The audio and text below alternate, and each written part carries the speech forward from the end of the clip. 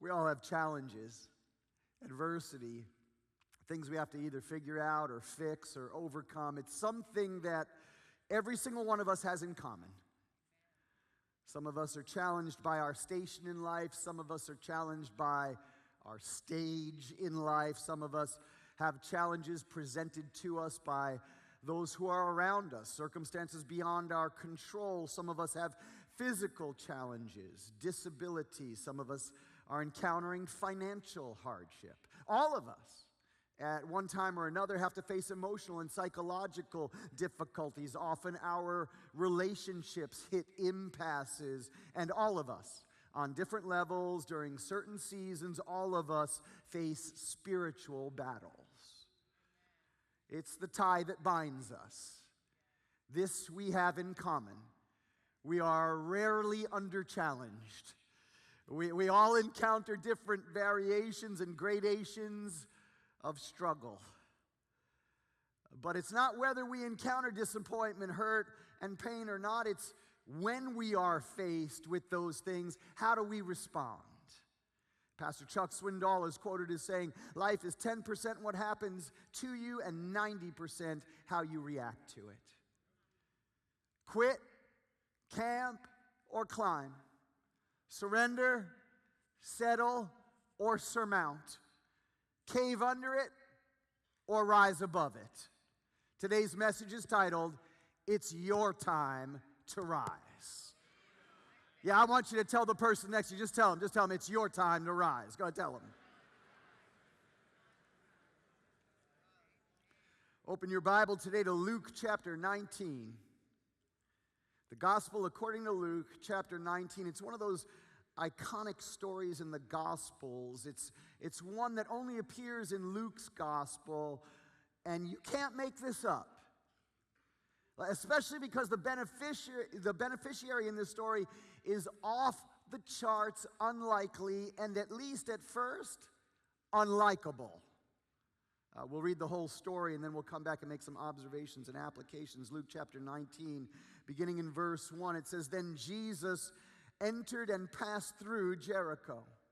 Now behold, there was a man named Zacchaeus, who was a chief tax collector, and he was rich.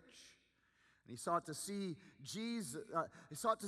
who Jesus was, but could not because of the crowd, for he was short of stature. So he ran ahead and climbed up into a sycamore tree to see him, for he was going to pass that way. And when Jesus came to the place, he looked up and saw him and said to him, Zacchaeus, make haste and come down, for today I must stay at your house. So he made haste and came down and received him joyfully.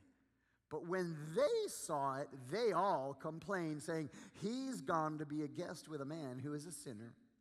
Then Zacchaeus stood and said to the Lord, Look, Lord, I give half of my goods to the poor, and if I've taken anything from anyone by false accusation, I restore fourfold. And Jesus said to him, Today salvation has come to this house, because he is also a son of Abraham. For the Son of Man has come to seek and to save that which was lost. Zacchaeus is the definition of filthy rich. His money is dirty. It's not old money. It's not inherited money. It's not hard-earned money. These are not the proceeds of wise investments. He's a tax collector, and he's not just any tax collector. He was a chief tax collector. Zacchaeus is the only named chief tax collector in the Bible. And therefore, this story could be called Jesus and the corrupt rich politician. This story defies our categories. So let's break it down because it's important for context. Tax collectors were considered pariah dogs, junkyard dogs, rabid dogs. Tax collectors were Jews who worked for their oppressors, the Roman Empire, to collect taxes from their fellow Jews. But the bottom line was a tax collector was employed by his own people's captors willingly for his own personal gain. The way it worked was that Rome had to get a certain amount of taxes, and whatever the tax collector charged on top of that, he pocketed. It's flat out extortion. And if you couldn't pay, the tax collector would actually loan you money at loan shark rates. And the tax collectors were protected by the Roman military. So it was a form of government-backed organized crime. It wasn't taxes the way that we pay taxes. It was more like protection shakedown money. It was brazen thievery. So everyone despised Roman colony tax collectors as collaborators with their enemies and thieves, and sitting atop Rome's tax collecting pyramid scheme was the chief tax collector. He got a cut, he got a commission, a percentage from everyone under him, and he was rich. Filthy, dirty, stinking rich. Zacchaeus doesn't have money. It seems like money has him. How much is enough? Well, for Zacchaeus, just a little more. He sells out his own people for power and position and possessions. He's corrupt, he's complicit, he's a racketeer, and therefore Zacchaeus is a social outcast. Society has given up on him, written him off. He is utterly hated. When people see him, they spit on the ground. And he has another challenge. He's short. And short, at that point in human history, was short. Vertically challenged. Danny DeVito-esque. Like Joe Pesci or the actor from Elf ought to play him in the next Jesus movie. Now, Zacchaeus had heard secondhand about Jesus. That's why he's there that day. Like you can hear about something, you can even read about something, others can tell you, but there's something about knowing something for yourself. We don't know why. We don't know why a corrupt politician would want to see Jesus for himself. We don't know what Zacchaeus' motives were, but that's okay. That's okay, because God can use any motive. God can use any motive. Like there are some of us today, right now, either in this sanctuary or watching online, that are doing so for all the wrong reasons. But that's okay. God can use any motive. And if you think about it, when the overwhelming majority of people first come to the Lord, it's almost always for jacked up motives. I know mine were. Like imagine if you came through the door of the church this morning and we didn't, give you a name tag. Some churches actually do that. You give name tags, and I guess that would be nice in smaller settings, but imagine if instead of a name tag, when you came through the door this morning, imagine if the greeters gave you a motive tag for you to fill out and wear. Instead of, hello, my name is, it would be, hello, I'm here because. Some of us would have to get out a Sharpie and write, hello, I'm here because I'm in trouble. I got to go before the judge on Tuesday, and I need a little help from upstairs. So I'm in church today. Hello, I'm here because I need money. I'm overextended. I'm 90 days past due. I need a financial miracle. That's why I'm here today. Some people would write, hello, I'm here because I need to make my wife happy. Or my mother happy. Some people would write, hello, I'm here because I need peace of mind in this crazy world. Others would say, I'm here because I need security. I need this. I need that. I'm looking for a new relationship. I need a new boo.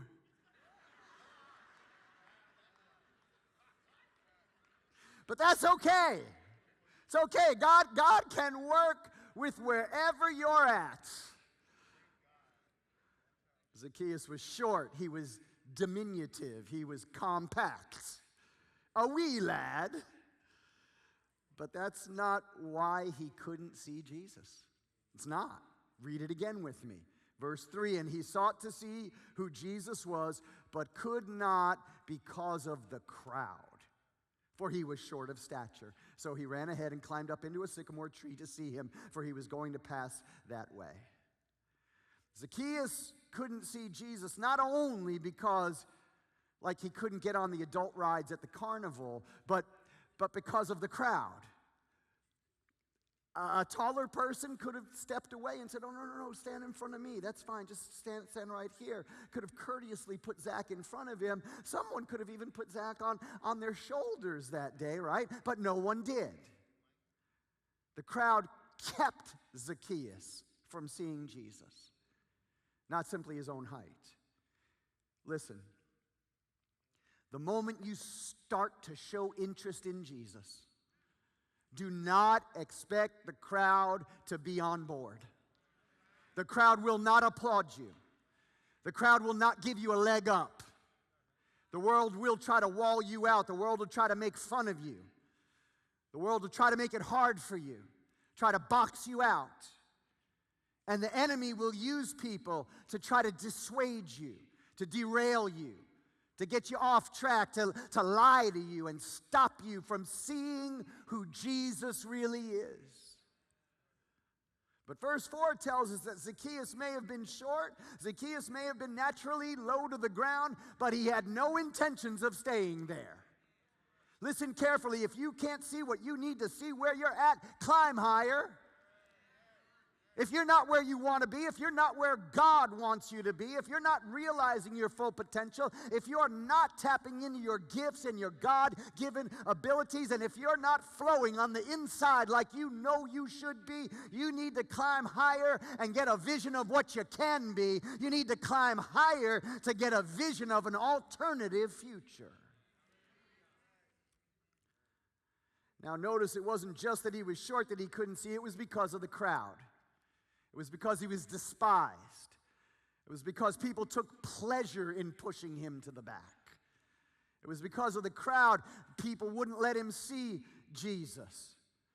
People who wouldn't step aside, people who wouldn't consider him, people who wouldn't put him in front, people who didn't care to prefer him. Listen, if anyone didn't deserve to see Jesus come through town, it was this guy, or so the crowd thought. Yet what we see plainly is that Zacchaeus may have been stunted in his physical growth, but definitely not in his ability to grow inwardly. Like he may have been undersized, but he is not to be underestimated. Society may have written Zacchaeus off, and I don't know if anyone's ever written you off, but I do know this: Jesus writes no one off. Zacchaeus was short, but he was resourceful. He didn't get to where he was in the political pecking order without being enterprising. My family, please understand this. In order to really see Jesus, in order to see him as he is and therefore become more like him, in order to take in the beauty and majesty of Jesus Christ, so much so that he transforms your life, you're going to have to climb above the crowd, and that means two things. Ready? You're going to have to climb higher than your pride, and secondly, you're going to have to rise above ridicule. When Zacchaeus hiked up his robe, bore his legs, and grabbed a hold of the wide trunk of a sycamore tree and pulled himself up by the lowest branches. And by the way, everybody probably got quite a view because he wasn't wearing pants. He's wearing a tunic, and he's climbing up the tree, right? But how many of you know that in that moment, Zacchaeus left his pride behind? He left his pride at ground level. He knew he wasn't just risking insult, he was inviting it. You see, pride is our biggest barrier. I said pride is our biggest barrier. It's our highest hurdle. I mean, if you think of how insidious pride is, it is listed as one of the three major categories of sin: the lust of the flesh, the lust of the eyes, and the pride of life. In Proverbs chapter 6, there are 7 things that God hates. You know what the first one is? A proud look. Just a proud look, God hates it. And the Bible says that when that pride comes before destruction, it comes before a fall. Pride is what got Lucifer booted eternally out of heaven. When Zacchaeus climbed that tree, he left his pride behind. Even in our informal culture, like if the mayor was watching a parade and couldn't get a good look, and the mayor decided to climb a tree to watch the parade, how many of you know that would be front page above the fold in the Star Ledger, and it would be all over social media? But in a very formal culture, there were all kinds of protocols that went along with social status, age, gender. There were things you did and things you didn't do depending on who you were. And when Zacchaeus in that culture climbed up a tree, he paid a tremendous price. It was something a child would do, but never an adult, never a male, and certainly never a man of means. Never. He paid the price of ridicule. He paid the price of losing his dignity in order to see Jesus. And by the way, that's a good thing. It's a good thing to lose your dignity to see Jesus. You remember when David was being mocked and ridiculed and scorned for whirling around and dancing before the ark of the Lord. And when he was being mocked and scorned, you know what his response was? You haven't seen anything yet. I'm going to be even more undignified than this. And God looks at him and says, that's a man after my own heart. You know what climbing a tree and dancing like no one is watching have in common? Childlikeness. Not childishness, childlikeness. There's a difference. There's too much of the former and not enough of the latter. Kids climb trees. Kids do crazy dances. Kids believe in wonderful otherworldly stories. Kids believe in villains and heroes and creatures that can fly. Jesus was asked, who is the greatest in the kingdom of heaven? And do you know what Jesus did? He took a little child and he put the little child in front of the disciples and he said this. He said, I tell you the truth, unless you change and become like little children, you'll never enter the kingdom of heaven. Therefore, whoever humbles himself like this child is greatest in the kingdom of heaven. Jesus says if you want to become great, if you want to be exalted, if you want to rise up, if you want to elevate yourself above the status quo, you have to become like a little child, shed your dignity, get ready to occasionally be disparaged and disdained.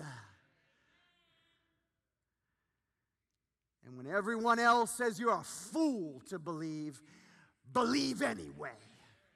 I said believe anyway. Believe in the supernatural. Believe that this world is not all that there is. Believe that there is an unseen realm. Believe in the greatest story ever told. Believe in the story that all other stories point to. Believe in the triumph of good over evil. Believe in the King of Kings, the Lord of Lords, and the hero of all heroes. Oh, that's so childlike. Exactly. Exactly. Listen. We believe the Red Sea was split. We believe Joshua commanded the sun to stand still. We believe Elijah called fire down from heaven. We believe there was a fourth man in the fiery furnace. We believe Jonah was in the belly of the great fish. We believe the Son of God was born of a virgin. We believe he walked on water and caused Peter to walk on water too. We believe that Jesus fed 5,000 men plus women and children with a little boy's boxed lunch. And we believe the testimony. We believe the eyewitness account. We believe in the many infallible proofs that 3 days after Jesus hung, suspended between heaven and earth, bridging the gap between a perfect God and imperfect people, that he rose from the dead, ascended into heaven, and is seated at the right hand of the Father, where he ever lives to make intercession for you. We believe that. You have to climb a tree, become like a little child, and leave your status, your ego, and your pride in the dust. You cannot have the fullness of Jesus in your life unless you're willing to swallow your pride, number one, and secondly, not give a rip about what other people have to say. You have to climb higher than your pride. And you have to climb higher than ridicule. You have to climb higher than those who are okay with living lower. Remember, the main thing that is keeping Zach from seeing Jesus is the crowd. And it's a moralistic, religious crowd. They think they're better than Zacchaeus. This is the crowd that looks down on others, searches for splinters in people's eyes while they've got a log the size of a redwood in their own eye. And sorry, not sorry, there's a lot of them in the church. See, Zacchaeus found a way to look at Jesus apart from the crowd. He didn't try to see Jesus through the crowd. Like they couldn't be his filter. They couldn't be his lens. They couldn't be his binoculars. They couldn't be his eyes. Secondhand knowledge was no longer enough. He had to find a vantage point whereby he could rise above the crowd and see Jesus directly, firsthand, for himself. You see, there are people in your life that you cannot allow to determine how you will see things. Oh man, you need to, let's just do it. There are people in your life that you cannot allow to determine how you see things. Like if that's how they see things, fine, that's their business. But you cannot allow certain people to influence or shape the way you see things. Do not let anybody else do your thinking for you. When we moved to Lubbock, Texas in 2010, the economy in Lubbock was booming, but not so much in the rest of the country. The rest of the country, unemployment specifically, was over 9%. In Lubbock, it was inverted. There were more jobs than people. And so we were there for a little bit, and one of my brothers who was living in Florida at the time was not doing well. A fire sprinkler contractor, couldn't find any work anywhere. It got really bad. It got really bad. Him, his wife, and his daughter, had to go on food stamps. So Pastor Elena turns to me one day and she says, call your brother. There's work here everywhere. Call your brother, tell him to come here, stay with us. Absolutely free. We got a room in the back. He can have that room, and he can get a job, put the money together, and then maybe in about 6 months, call for his wife and his daughter to come. They all live here. I picked up the phone and told him. He was like, sounds good. Got his stuff together, got in his truck, and drove from Florida to Texas. In the meantime, we had a couple connections, so I picked up the phone, made a couple phone calls. By the time he got to Texas, I handed him a couple of phone numbers and said, call these guys, get an interview, see what you can do. He called the first one, got an interview, went to the interview, came back with a big smile on his face and said, I not only got the job, I'm a supervisor. He goes, I'm a crew chief, man. I got my own crew. And he could do that. He was doing it for years. He said, yeah, I got a crew. And not only that, they gave me a company truck. Yeah, praise God, right? And we were excited. We were happy. You know what? So, of course, he gets his phone out and he calls his wife right away, right? Calls his wife, goes in the room, shuts the door. They talk. I'm sure she was happy. And then he called another relative.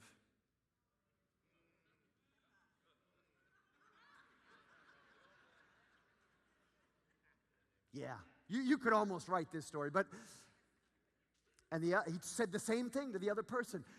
On the interview, got the job. I'm a supervisor. I'm a crew chief. They gave me a truck. Like, I've got a company truck. I don't have to use my own truck. And you know what the person on the other end of the phone said? That sounds really good. What are they paying you?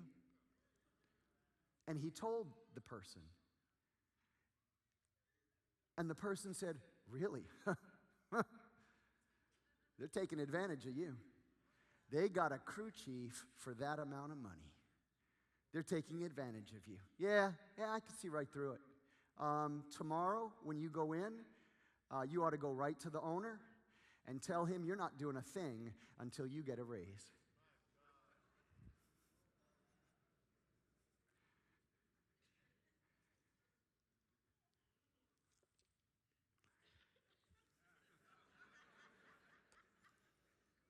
You're going to have a divinely different vantage point from ungrateful people.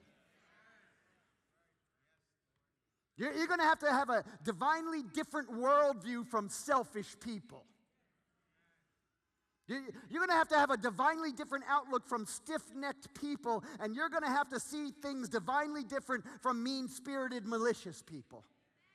You're going to have to go to a different level. Like, you could stay there at ground level. You can stay there where people don't rise, and there's a reason. Oh, they're not paying you enough. He's on food stamps.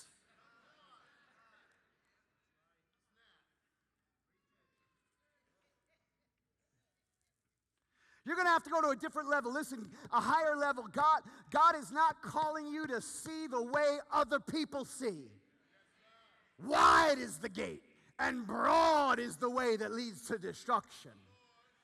The Lord is not calling you to live on the same level as the crowd. He is not calling you to live a ground level existence. He's not calling you to roll around in the mud with carnally minded people. He's calling you to climb higher. He's calling you to rise above that unspiritual perspective.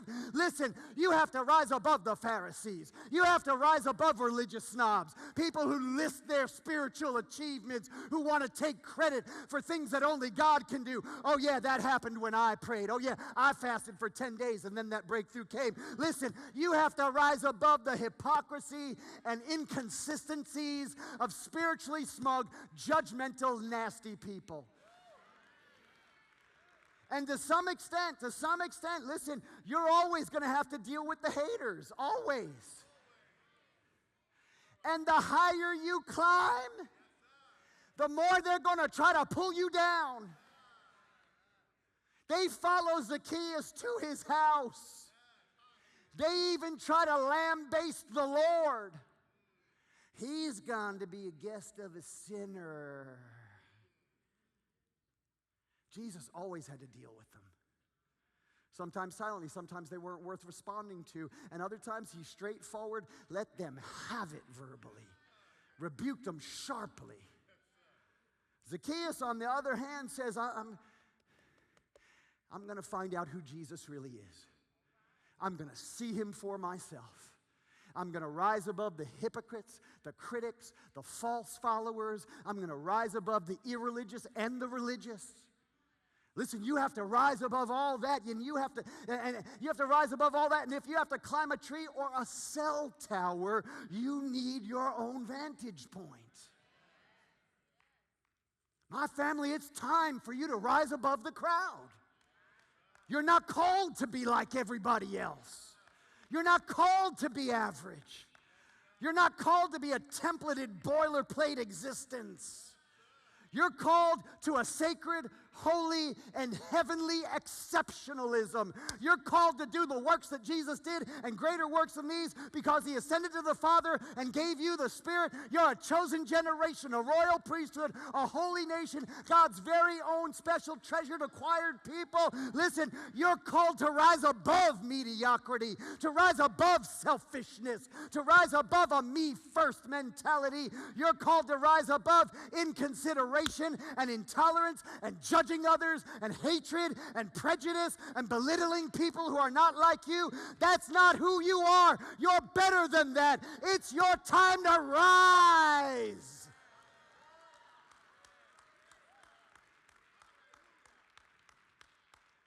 And you can. You can.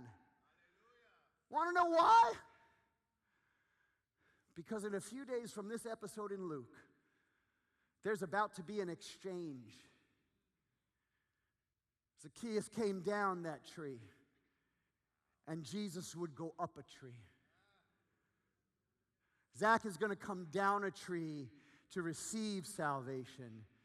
Jesus is going to go up a tree to purchase salvation.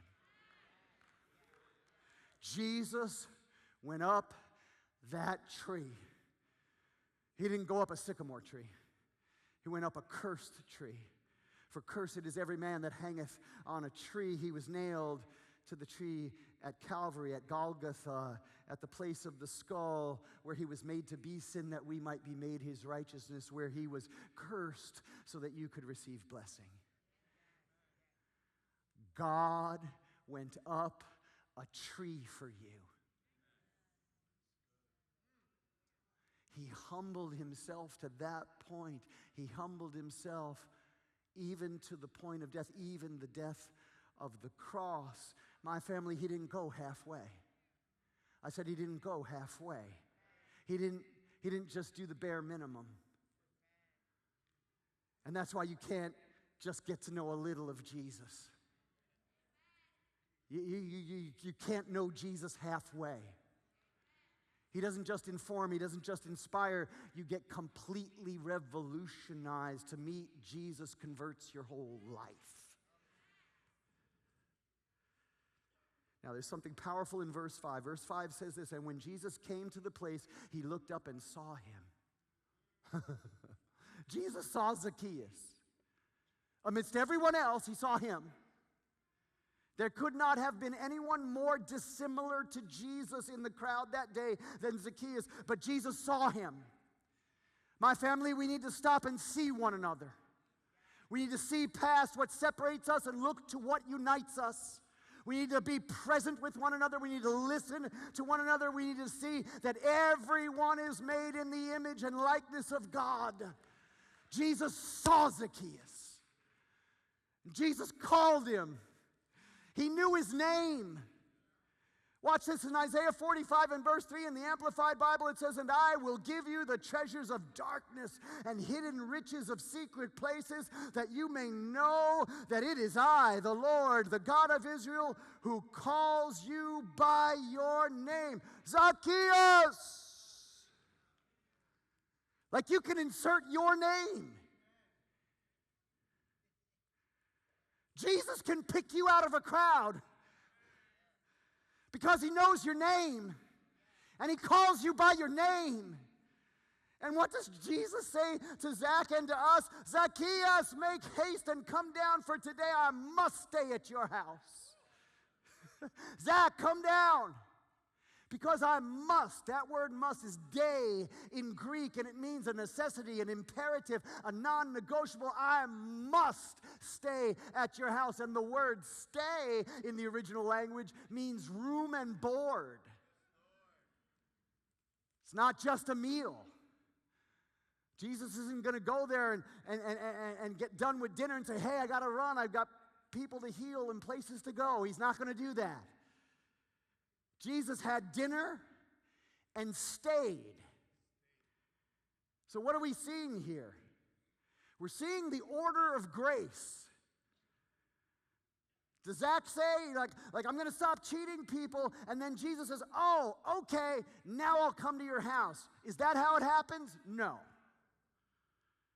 Jesus says, I must stay at your house. And Jesus says that before Zach does any repenting. The traditional religious evangelical thing is like Zach needed to invite Jesus into his life, but the truth is Jesus invited himself. Jesus does not say, if you clean up your act and stop cheating, I'll come and stay with you. He says, I'm coming to stay with you. And Zach says, awesome, I'll stop cheating.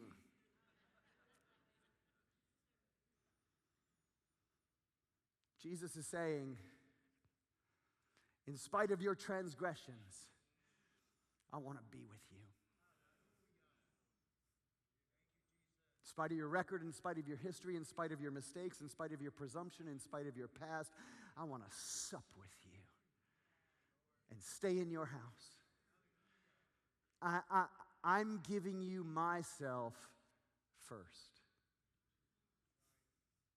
It's Romans 2:4. It's the kindness of God, the compassion of Christ, the mercy of the Lord. It's the goodness of God leading to repentance.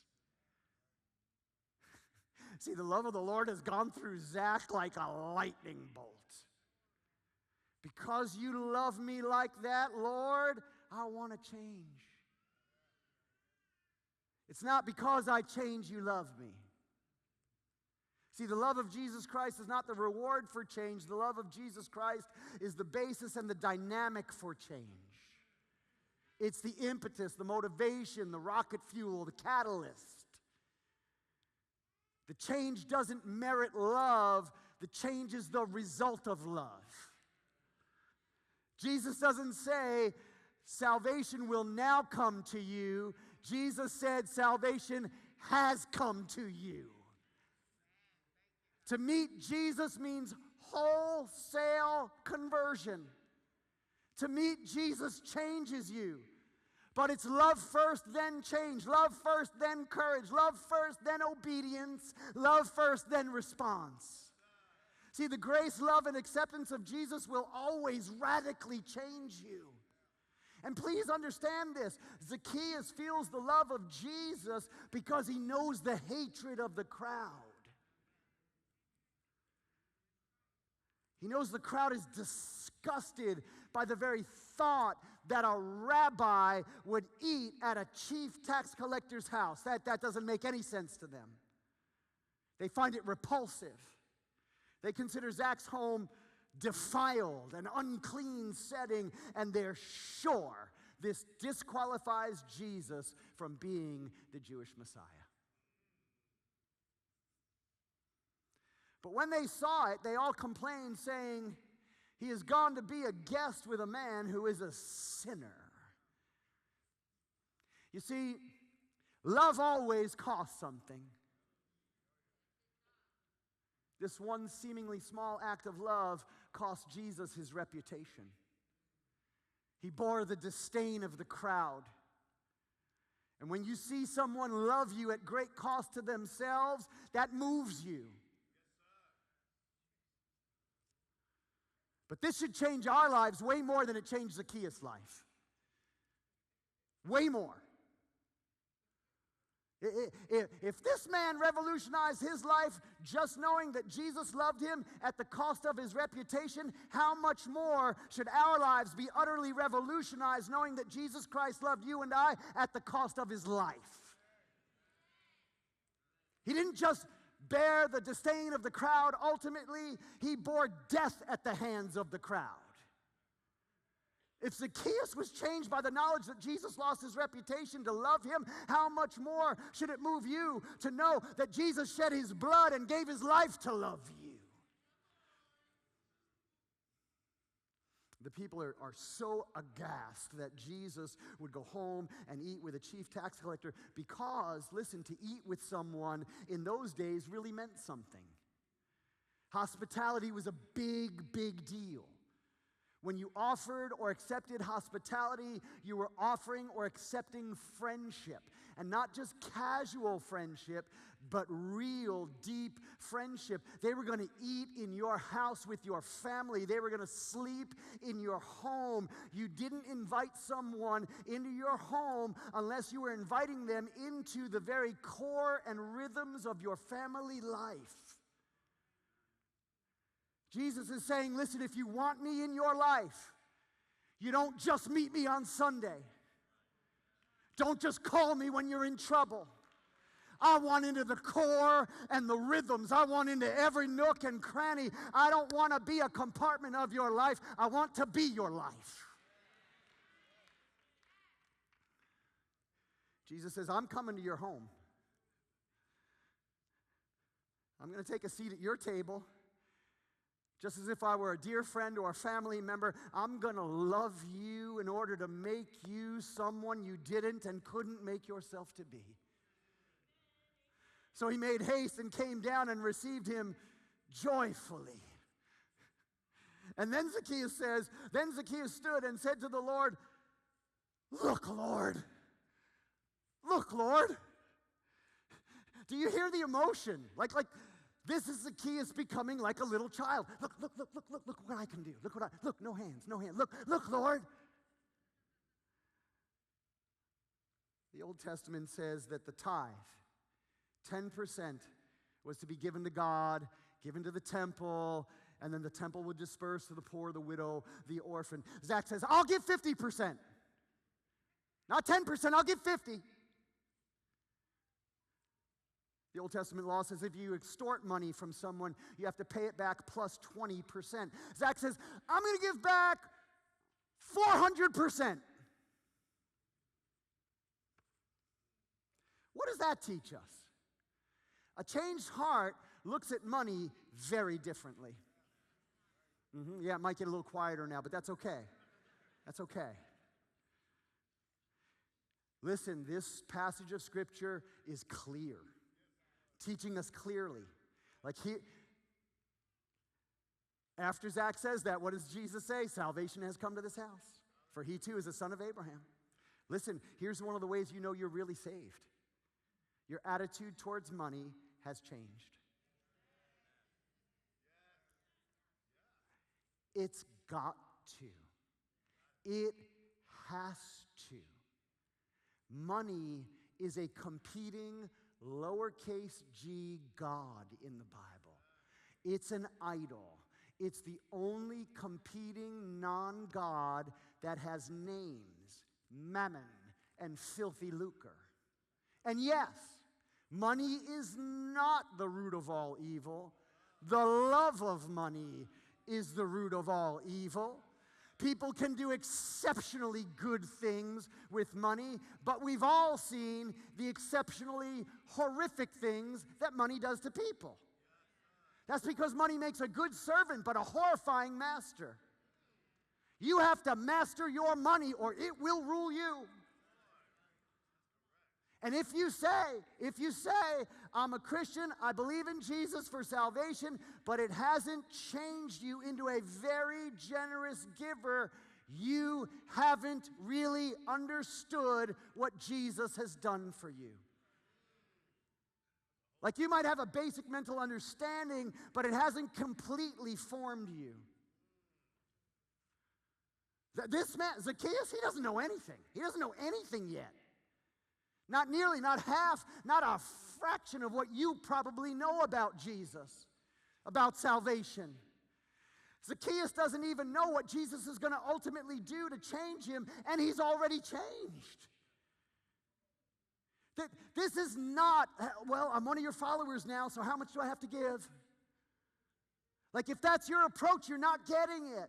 You don't understand the love that Jesus has for you. This is not transactional. This is not how much do I owe? How much do I have to give? How much must I give? This is relational. Zacchaeus is asking, how much can I give? His attitude is not, well, okay, now that I'm a follower, just tell me what I have to do. He's blowing right past the requirements. Because relationships are not about checking requirement boxes. Like you don't fall in love with someone and then blandly ask, okay, so what do I have to do? Like what are the requirements to have a relationship with you? Like what do you want from me? Because if you do, the other person's going to look for the waiter and go, check please, check please. In the Sermon on the Mount, Jesus ramps up all the requirements. He says, you've heard it said, but I say unto you. In essence, he's saying when it comes to my followers, the standards of integrity, the standards of love, the standards of purity for my followers are higher than they were before. Old Testament people had God, but New Testament people have a greater revelation, greater benefits, and the indwelling of the Holy Spirit. And because you're blessed more than Old Testament people, listen, all the standards are higher.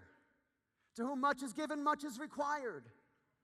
We have a better covenant based on better promises because we have an infinitely better high priest, so we tithe less. We give less. Really? Like that makes no sense. Therefore, if the old covenant requires 10%, then for Christians, 10% is the floor, not the ceiling. It's a starting point. And if that bothers you or worries you, or you recoil from that idea, or you've heard it for years and you still don't tithe, you look for ways to justify your lack of a giving heart. If that's you, no condemnation, but you aren't getting it. You don't understand the love of Jesus, the love that he has for you, because if you did, you'd trust him.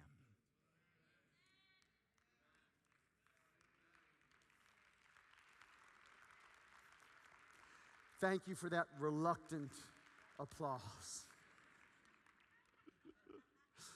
But no, here's the truth. If you have not yet embarked on a new, exponentially more generous approach to life, if your actions do not align with the belief that treasure in heaven is infinitely more valuable than treasure on earth, then you might have a basic mental understanding, but his love for you and who he really is and what he's really done for you hasn't really changed you at your core.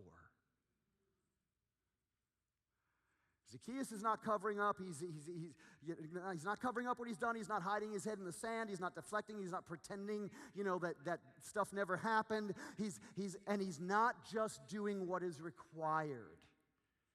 He's responding from the heart to grace. He's responding to God's giving with giving. He's responding to God's grace graciously. There's no rule for what he's doing. There's no law. It's a love response to the love and value that Jesus has just shown him. And that good news, that the gospel, the love of Jesus has sent him on an adventure. Now he's got new riches, he's got new wealth, he's got a wealth of joy, he's got a wealth of purpose, he's got a wealth of generosity, he's got a wealth of a whole new way of life, and Jesus sups with him. Man, he dines with him. He has table fellowship with Zach.